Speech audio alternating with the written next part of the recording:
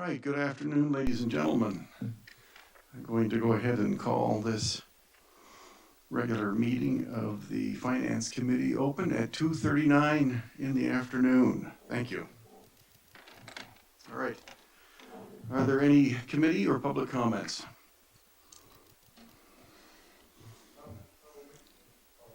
Go ahead. I was approached by an individual who had a used water tank, 135,000 gallons. Talked to they said they might sell it to the district. Talked to our operations manager. He said, we're not particularly interested, but we want to thank him for the offer. We don't have a place in our system for it, so I'll be letting him know that we declined that, but just you know, as an individual out in Unicorn. Okay. All right, thank you. Any other comments? I don't see any. All right, fraud risk discussion. We have nothing to report. That's good news. Item 4, Unicorn Road transmission line funding. Yeah, so as I think I sent an email out a couple weeks ago or a week ago, we are moving forward with bond financing for the Unicorn line. Unfortunately, we were unable to qualify for any USDA grants due to the affected service area being within the city limits, which means we have to include all of the city population, which puts us out of range for the USDA grants. They were looking at, our team was looking at some other grants, but nothing as of right now is materializing. We're running out of time to try to get this done by next summer. So we're moving forward with bond financing. I did attach a schedule into the agenda just so you can see kind of what our timelines are looking like. We anticipate bringing,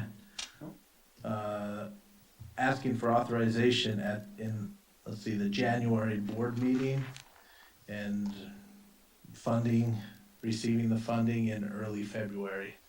We are running the contracting process or the bid process for the Northwest transmission line concurrently with the bond financing schedule. So as soon as we get the money, we can go ahead and hit the ground running, moving forward on that project. And what is the projection on the loan amount? The loan, I believe we're asking for, it was 7 million, 7.5. Can't remember if it was 7 or 7.5. Okay, but now we already have like 3.5 from the state, right? State, yeah. So it would be enough to cover this line as well as the Springer line. Okay, so the two of them together are like 10 or 10.5 million. Right. Okay. Anything else from anybody, committee members, on item 4? Okay. Item 5, GA imported water costs. That would probably be me. So you have a couple of spreadsheets in front of you. Table 3 is just a cut and paste out of the groundwater sustainability plan from several years ago, and you see that, so we're starting to move down the path where we want to talk to the GA and sort of understand the costs that will be sort of borne by our district customers, as well as costs that will be financed by grants or loans from the government. So as you can see, I like the way this table is sort of broken down. There's the construction cost, water acquisition costs somewhere around 50 million, O&M costs were a couple million dollars, and then this sort of AVEC transfer, and they call it annual service cost, number 5. So it was somewhere around $8-9 million O&M, plus whatever it would cost to finance water rights, plus whatever might need to be financed under capital costs. So we've broken that down a little more clearly in a spreadsheet that we shared with the GA. And so I'm going to walk you through it. On page 1, you have sort of these capital costs, and you see that the highlighted there, the construction total is somewhere 228, and then the project total is 267 million. They've asked for a grant of 171 million, which is a 75-25% split. And I will tell you that that's not, those numbers, that percentage isn't exactly right. But there's still a large amount that needs to be financed. And there's gonna be if you 30 years, 4%, it comes out to another large number. And so you look at that total cost per year, which we expect, I think the general thought was that this would be put on the tax rolls somewhere around another, several million, up to $5 million a year. That would still need to be paid to help finance the construction. On page 2, these are the costs. This is just a sort of an estimate of what water rights might cost. So the number that was given way back when was somewhere around 48 million. Our estimate's 54 million, not that far off. But then if you finance that cost over 30 years, there's another almost 40 million in finance costs, and that's annual payback that somebody has to pay of another $3 million a year. Not gonna say where that's gonna go, but it's probably gonna go somewhere here in the Indian Wells Valley. I think that part is pretty clear. When you go to page 3, I'm gonna talk about the first 2 big sections, which is section 3, state water charges. So we think that could be somewhere around the $2.4 million, and then there's the AVEC charges, which is another $3 million. And that's not all that different from the $5 million annual service costs that they have. But those 2 will be costs that will be borne by residents here in the Indian Wells Valley. That last section, section 5, that was taken from the GA's response, and they said, well, the total cost is something like $2,594 per acre foot per year over a number of years, and that cost came out to something like $16 million a year. And so we're still a little unclear whether that's an additive cost or whether that's just a redundant estimate of what the total cost would be. So we're trying to meet with the GA to sort of figure out, what do all these different cost estimates mean, and what's the real cost going to be to our customers. So that one, I don't have a lot of. So for that's 16,686,258 some odd dollars. That is just for paying for the water that the Groundwater Authority believes they're going to be importing into the valley and having the water district take. Is that correct? Yeah, they wrote us a letter and they said, well, the average cost of water to bring it to the valley is $2,594.66 per acre foot. Which is probably low. And you're bringing in, some 6,000 acre feet a year, whatever. And I think there was just a simple math of like how many years times that. So we're not really sure whether that's a redundant cost, but still, when you start adding these up, they all come up in the 10 to 15, $18 million kind of range. And This so, estimate based on their letter, their previous letter, people should know that's more than the current budget of the water district. correct. And so these costs are significant.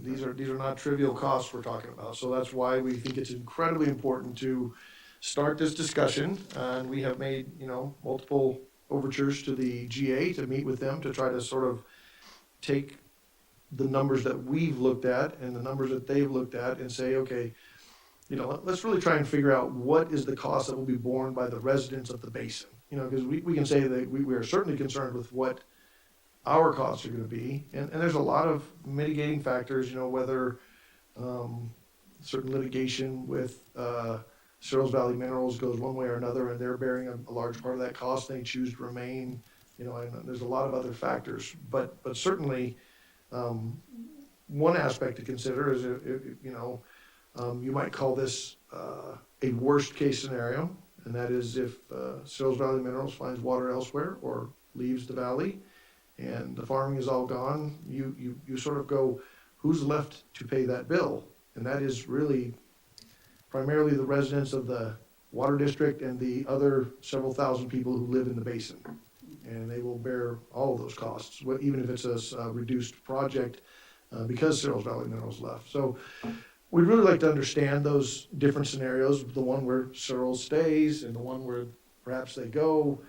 And it's really that this is the job of the board and of the district to understand what these costs are and to be able to communicate to our customers well in advance, not after the pipeline is built and not after their bill goes up, but well before.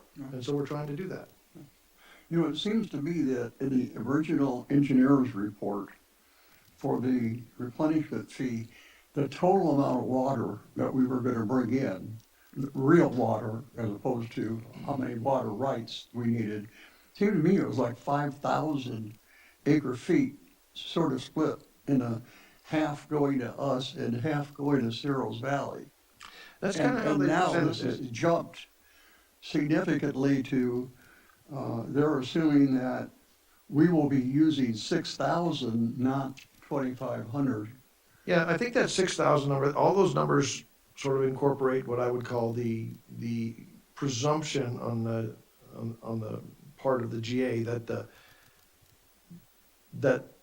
they're bringing water into the valley to offset the Searles Valley Minerals 2,400 acre feet they draw from the valley every year. You know, whether that's 6,000 acre feet or 5,000 or some lower, they do talk about two sizes of pipelines, one being 20-inch, and that's what's sort of like, what if Searles Valley finds water elsewhere or leaves the valley?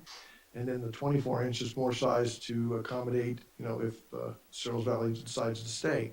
And it's a relatively complex analysis of those two different alternatives, and it certainly impacts, how we want to see water sent into the valley. But the cost, obviously that's one of our real prime directives, which is to understand what this is going to cost our customers. And so we are drilling down hard to try to figure that out for you guys on the board, so that that you guys can make good decisions, data-driven decisions about what we see as the future. Does the GA understand that until we understand this, we're sort of at a standstill? Because we're not gonna act on anything until we're given all of the information that we need to make an intelligent decision.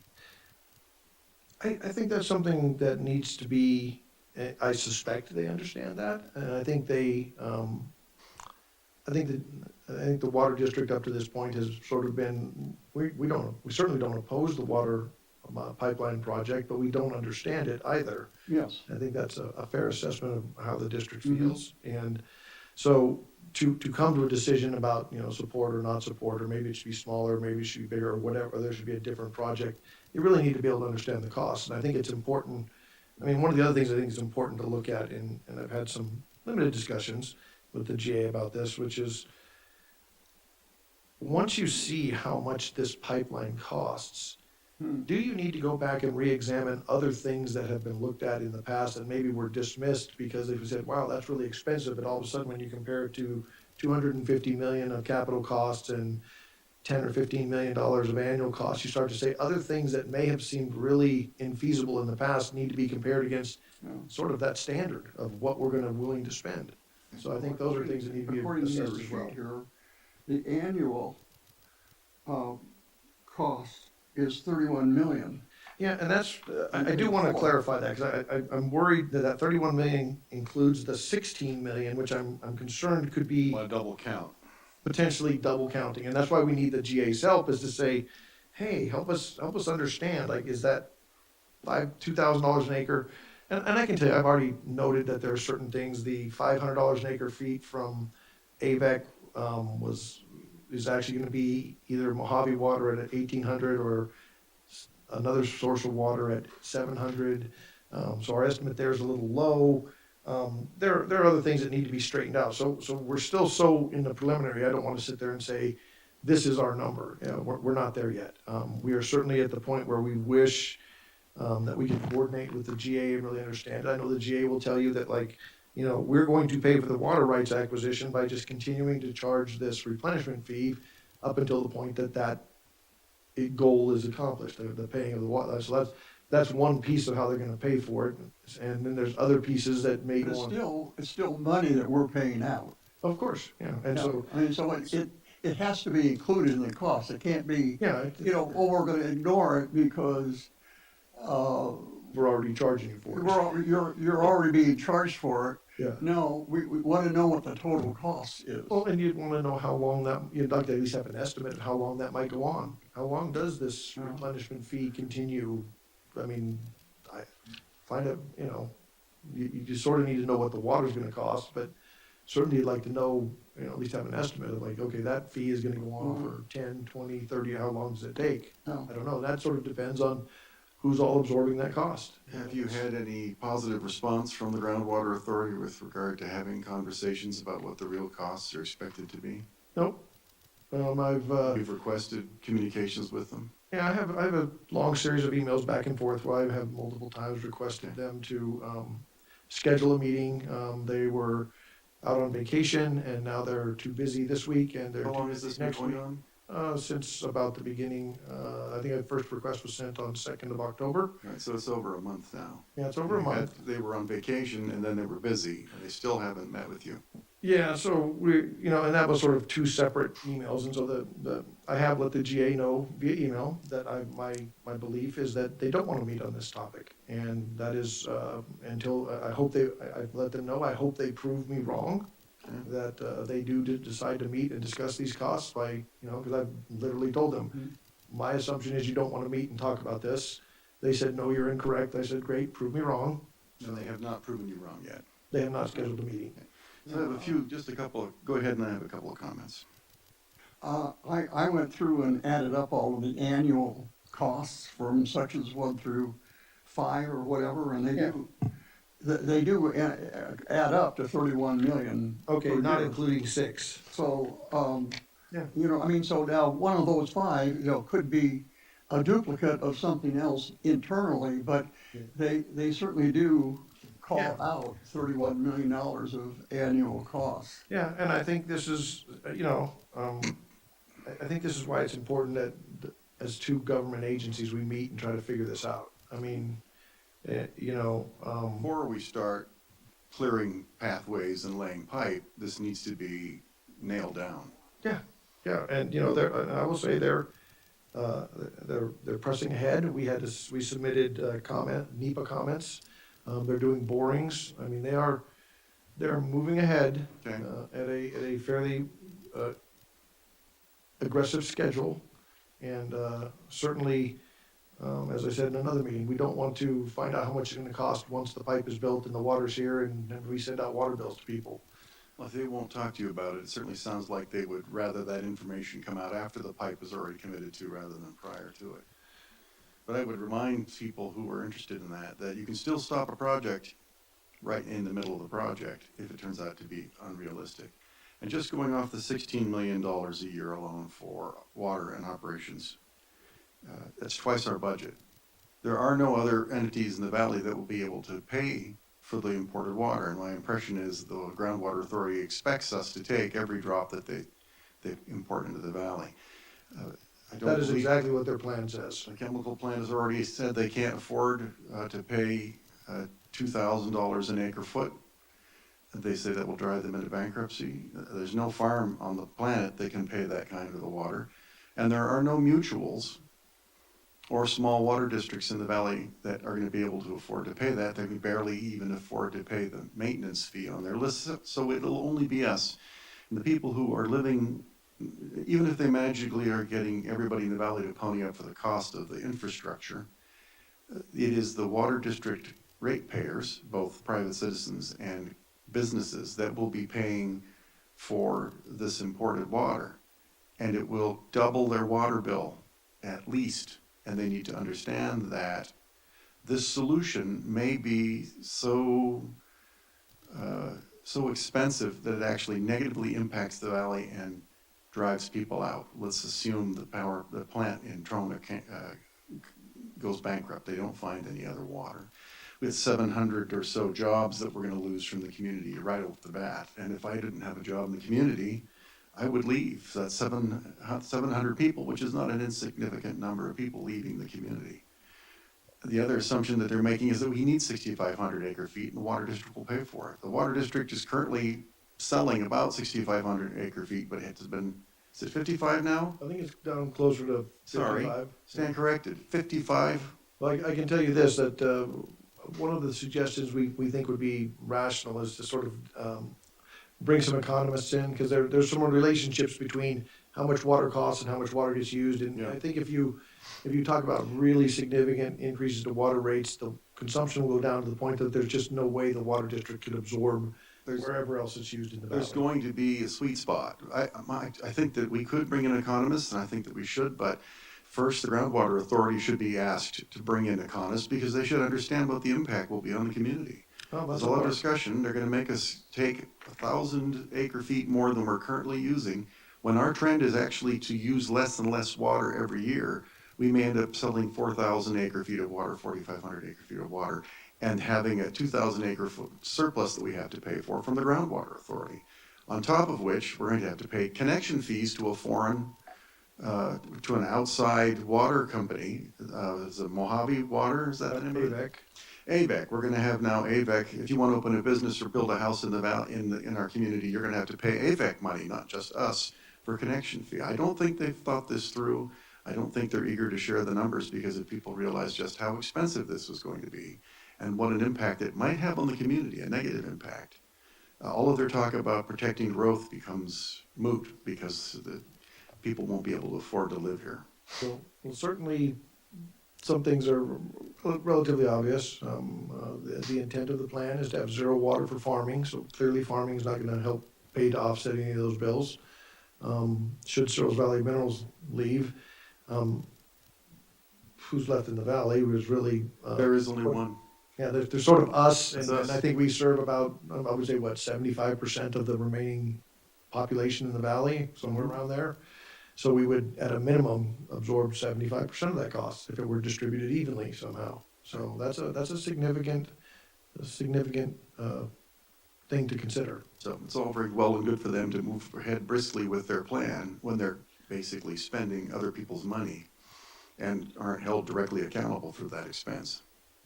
Well, I will do my best to get you guys good numbers so you. you make good decisions. Please do continue to pursue cooperative engagement with the groundwater authority vis-a-vis the engineering and the costs that are anticipated so we can get a clear answer. You bet. Thank you. Any other comments or questions, Dan? No, I'm good. All right, item 6, and thank you for your report, George. Financial statements. Ty. All right, so through October 2023, we have revenue of 5.27 million, which is about $400,000 less than the budget. On the expenditure side, expenses of 5.37 million, which is 653,000 below budget. So our net is a negative 104,000, which is 210,000 better than budget. So we're down on revenue, down because of usage is down, but our expenditures are following Down the same also. trend. Okay. Yeah. So we're gonna continue to keep an eye on that. Make sure to, I think last month we were down, usage was down 10% from the previous year for October, so Okay. just gotta be wary of that. Capital expenditures to date, 715,000, debt service principal, 370,000. Then I did add total to date paid for extraction fee and replenishment fee, and that is 2.3 million and 10.5 million. Yeah, total. Total so far? So 12.8 million paid to the GA to date. Okay. And do you have any idea how much of that replenishment fee is still in the coffers of the GA that they can use to pay for anything?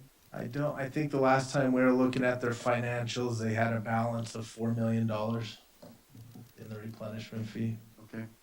Yeah, I guess my feeling is they've been using that replenishment fee to pay for everything but water. And so, there's, I would be very surprised if there was half of that $10 million that was really available to pay for anything.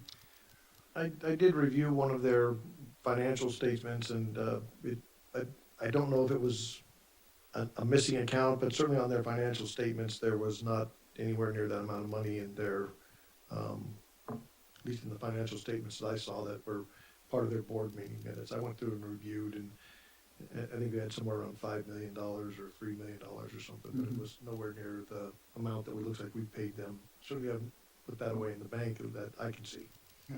Well, they've already loaned the extraction fee of a fund, 1.5 million, and the budget for next year says they will be loading 1.2 million additional dollars from the replenishment fee going to the extraction fund so they can pay for all the stuff that the extraction fund is supposed to pay for.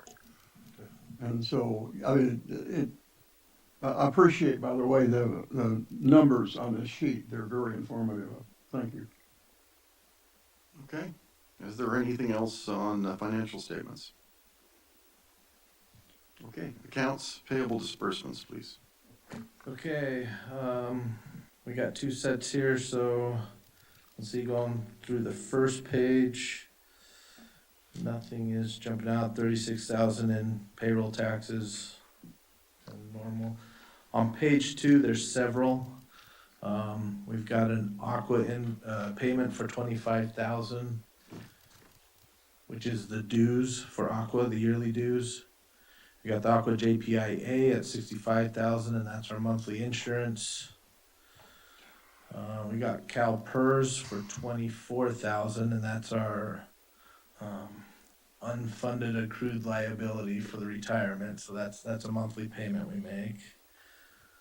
Going down, we do have a payment to ourselves, Indian Wells Valley Water District of 25,000. That's just moving money into our impressed account that we pay customer refunds to. So Okay. that was running low, so it was time to top it back off. We got 368,000 to Indian Wells Valley Groundwater Authority. About 29,000 to Krager and Stewart. About 39,000 to McMurtry, Hartsock, Worth, and St. Lawrence. Another 39,000 to Murphy and Everett's. 41,000 to Ramble for, I believe it's a multitude of projects they're working on, groundwater storage and whatnot. May I ask on the GA, is that both the replenishment fee and the extraction fee? Yes, that is both. Still a lot of money. Yes. Yeah. And then we got SCE for 70,000. It's a mighty power bill. That's arsenic plants and all that. Yeah. They use power. So that should come down with the arsenic plants going offline Yes. and the reduced, well, obviously the reduced reduction. There's some public math for you. Okay. The following page, we've got Univar Solutions for 37.7, which is the chemicals. That's what I thought. Right. That's what I remembered. Okay.